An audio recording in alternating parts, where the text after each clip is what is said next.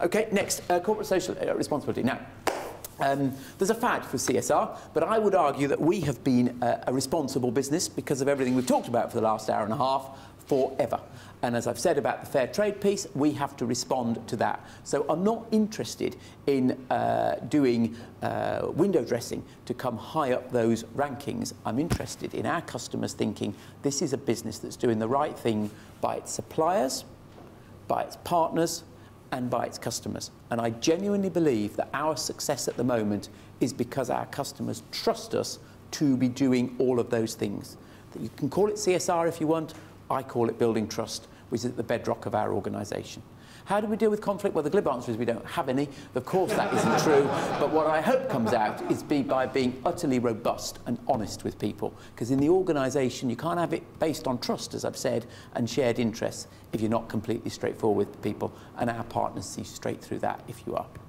Well, Mr. Blair is looking for a job to... And I wouldn't touch him with a barge pole. 1 second. Just two last questions. Two very last questions. I'd Someone who hasn't answered. There was a gentleman down here with the glasses, yes? One and number two. Have you not asked before? No, he hasn't. Okay. One.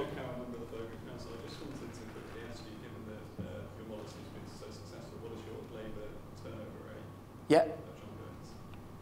It's 13%. Now, compared to the retail industry, which is about 50%, that is stunning. And that is why, when you walk into John Lewis Oxford Street, you are served by someone who actually knows how the washing machine will work. And that ultimately is, back to your point, that is why we are achieving a better result from our customers where we choose to, because we're actually getting that. Now, the other stat around it, 13% is slightly deceptive, because in that, in any retail organisation, you've got lots of people who keep churning the students who we all employ. Key thing about John Lewis is once you've been there for 3 years, you can never get out. So our turnover for people who've been there over 3 years is 3%, and that is unheard of in a retailer. And just one last point on this, because it's a very important question where bits come together in our model. What we still do is two things that just make us bonkers from an HR point of view. We still reward people who've got over 3 years service with a final salary, non-contributory pension scheme, which is still open to new members. There is no other retailer in the UK left doing that. Everyone says you're bonkers, you can't do it. We are doing it. It's in our financial returns. And then the second thing that we do is after 25 years service, you get a 6-month sabbatical, whatever your job, whatever level, paid for by the company. So we are definitely, and this is very sort of anti-zeitgeist, we are definitely rewarding long service because we believe that we want people to be part of this model as a way of life forever. And that's why, although we have to take some tough decisions over jobs that change, we go out of our way to make sure we redeploy people in the business. Thank you. And last question, make it a good one. Thank you. Okay, I do black, so London. So in this kind of internal parliament, internal democracy model, I wanted to ask you kind of how meaningful this was. So you talk about it being represented in each stage of store manager who acts on behalf of the employees going to this sort of central practice of making these decisions. I mean, how possible is it for, say, you sort of individual floor worker to actually have an influence on these decisions? Because if it was a real democracy, then you might have seen some kind of, I suppose, upheavals led from below throughout your history. And that probably hasn't happened. So I'm not wondering if the people sort of on the shop floors are rather sort of generally falling behind the general tone and the general ambience of the company, rather than it genuinely being internally democratic, Okay. being amenable to revolutions from below, as it were. Yeah, okay. It is a corker of a last question, so thank you. The answer's in two parts. The first is to say that shop floor workers can move right through to the senior level in the organisation. So on our board, we have had what we call non-management partners, and find me any other company in the UK where someone could aspire to that. So it is genuinely socially mobile if someone is felt to have that ability. Second thing to say, though, is that there have been movements in the past. As I said at the beginning, the world has not always been rosy in the John Lewis Waitrose garden, and actually it requires outstanding leadership to make sure it remains rosy. And back in the late 90s, when we were not trading particularly well, where the model was seen as irrelevant, there was a shop floor push to demutualise the organisation. And the then board, well before my time, was pretty terrified of that. So the model does actually allow that to come out if it wants. But perhaps the most telling point to conclude on is back to the complacency point. Just because it's coming out now doesn't mean the model couldn't allow it. Maybe this is indulgent on my part, but perhaps it could mean that actually the organisation is being reasonably led at the moment. What I'm very clear on is if we were to lose our commercial edge, to your point, then there would be internal dissent, and our partners would say, we're not getting our fair share of return for my input here. So the model, I think, would allow that to come out, and we've constantly got to refresh it to make sure that doesn't become the outcome. Thank you. I'm sorry we could go on for another hour, but we just haven't got the time. Do apologise. I would just like to thank you all for coming. I think we've had a fascinating discussion here in the Bow Group. We're used to listening to Conservative politicians mainly come and speak and give the political perspective, but we don't perhaps too often we don't get a chance to speak and question and hear people on the front line who actually are living and breathing what it's like in the world of business and beyond. And Andy is the epitome of that.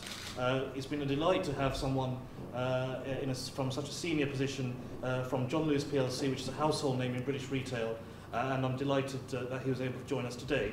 I'd like to hand over to Craig Rimmer, who's going to say a few words of thanks. Thank you. I was just going to say exactly the same in that respect, and thank Andy Street for his speech today and the questions that he's fielded.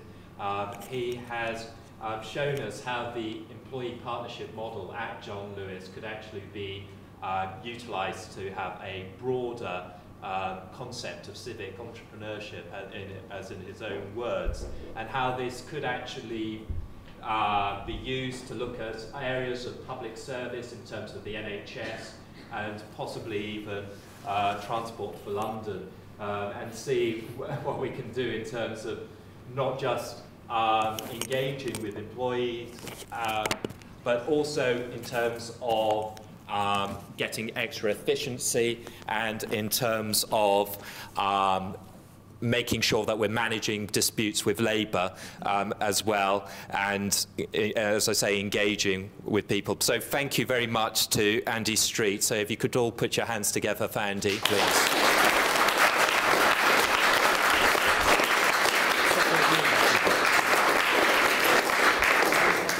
And second to that, I'd just also like to thank Mr. Qureshi and the people at Stockwell Green as well for their sponsorship and their partnership with the Bow Group on this, and all the work that they've done.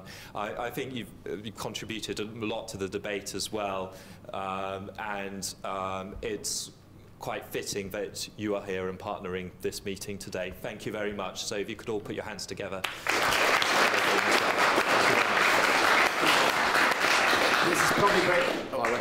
This is probably breaking every rule in the book, but I wanted to have the last word, and it's simply to say there's no point in this evening if what I've talked about doesn't actually have some impact in how you are lobbying for change in your party. So I hope what has happened tonight is I might have inspired you to go and do that, and looking at the previous record of the Bow Group on this, I really feel it was an event worth doing so that you'll go forward and do exactly that lobbying. So thank you. Thank you. And if I could just say a couple of household notices.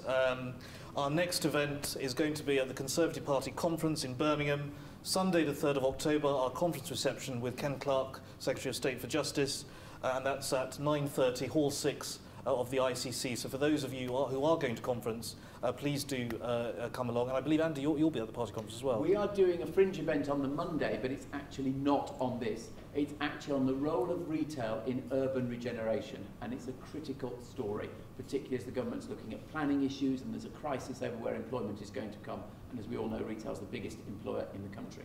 So Monday, lunchtime, nibbles provided, with the BRC, if you can bear hearing me again. And just to let you know that next month we have a piece of research coming out on the issue of doorstep milk delivery in association with Dairy UK, and that'll be winging its way into your inboxes in due course. So something a bit different there. But John Lewis is never knowingly undersold, and I think Andy has put that into practice tonight as well. So thank you to Andy. Thank you to Andy.